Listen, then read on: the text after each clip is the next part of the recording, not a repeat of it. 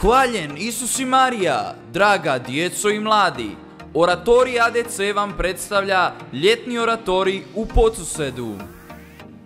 Sportovi, igre, radionice, molitva, glazba, sve to na jednom mjestu. Ove godine upoznamo tko je bio Sveti Josip. Budi ti dio svete obitelji na zemlji.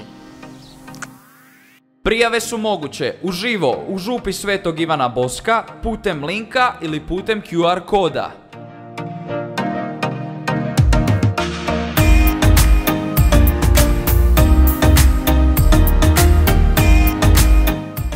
Svi dođite ovdje u Podsused na ljetni oratorij, od srca vas zovem. U Podsused.